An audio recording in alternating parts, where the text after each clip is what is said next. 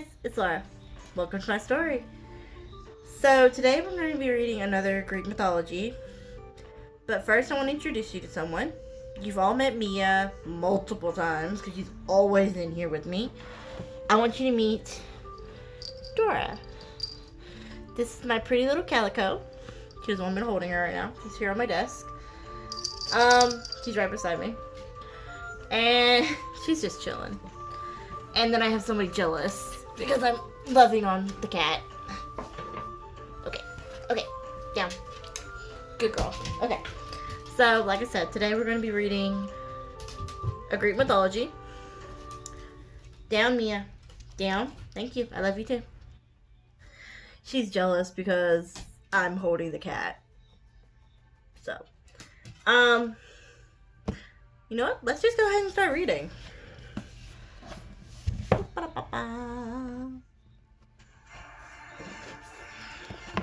Okay, today I'm going to be reading about the Sirens.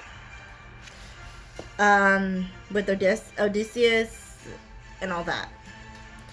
So, here we go. Let's read. The air was hot and heavy around the vessel.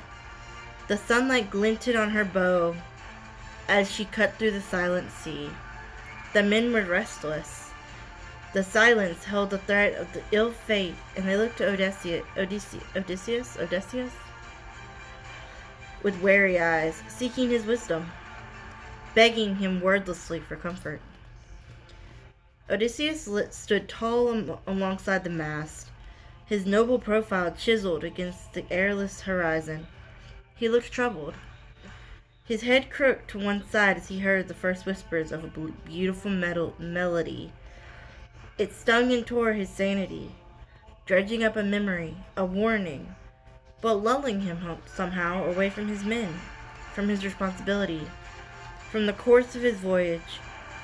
He struggled against the growing sound, alert to the knowledge that his men had not yet heard its seductive strains, but every fiber of his being ached to find its source, to touch its creator, the Sirens.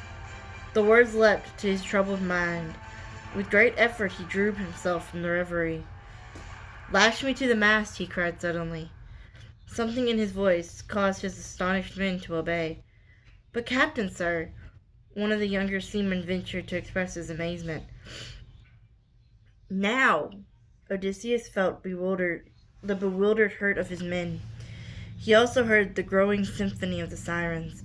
He felt himself being drawn back, their melody licking at his mind like the hottest of fires, burning his resolve and his sanity. "The candles," he mouthed groggily. "Melt the candles." He could barely choke out the words. "The wax in your ears." A startled silence was filled by the roaring of Odysseus' first mate. "Do as he says, men." We never had cause to question the wisdom of Odysseus. He has the strength and the cunning of 10 men. He sees what we cannot see. We must put our faith in him. The ears of each man were carefully plugged by the wax of 40 candles. As the last man turned his head, a swell of sound filled the air. Odysseus gave himself to it, wrestling with the lashings that restrained his strong frame. The sweet song of death called him, beckoned him from his lofty position. The Sirens, the birds of death, temptresses of darkness, their sinuous melody played on the chords of his mind, calling him to a blackness which would envelop him forever. They appeared around him, luxuriant hair tumbling about angelic faces. He was trapped in a swarm of soaring wings and resplendent feathers, women of the birds, with voices to lull even the hardiest warrior to certain death. The deafened crew of his ship watched in amazement as the elegant creatures swooped among them, their eyes gleaming with secret knowledge, their voices capturing Odysseus in a cloud of passionate yearning. Befuddled by the play on his senses, Odysseus signaled to his men to begin to row. Then he sank back against the mast, spent and sickened by longing. The mighty vessel collected speed, plowing through the sea that rippled with the thrust of the sirens and the power of the music. The sound increased, their sound tortuously alluring, their music tortuously alluring as the sirens fought for the spirit of Odysseus. The men battled with their oars, churning the water aside, sensing the danger that had hewn such fear on the face of their leader. The music of the sirens took on a rising note of mirth, and then, as the ship surged away from their grips, they laughed. They laughed aloud. You will be ours again, they sang together, laughing and diving around the fallen man. Ours to the end. They rose in a cluster of discord and light and disappeared, and a painful silence filling the cacophony of sound that was no more. Odysseus rose again. He looked to the east, to the island of the Sirens, and he signaled his men to clear their ears. He'd had to hear it. Circe had warned him of the Sirens, and although he trusted not the weak natures of his men, he had relished the chance to tempt his own resolve. But it was a bitter triumph, for he had very nearly been lost to them, tugged so close to the edge of his mind, to madness and the darkness beneath. The sweet wind caught the mainsail and the ship plunged forward. Their small victory raised a smile on the weather-beaten faces of the seamen, and then they turned their faces to waters new. The main reason I've been really into Greek mythology lately is because of, one second, this. Percy Jackson and the Olympians. I am actually fixing to read this because it's going around that they're fixing to do a Disney Plus series with this. The movies? Okay, in my opinion, the movies were good.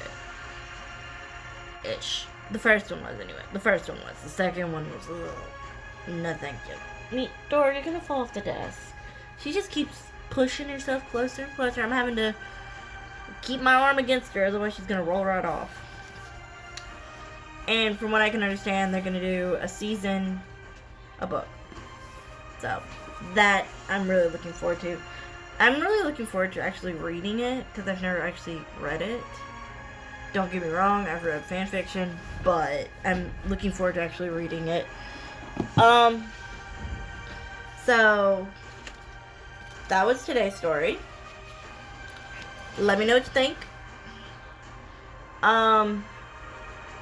Leave a comment down below if you have any Greek mythology that you like, that you'd like me to read. I'm gonna be doing Harry Potter. I'm so sorry. It's 8:45 at night right now. I'm a little tired. I've been up since before 5 o'clock. Not usually me. I'm usually a night owl and I stay up all night.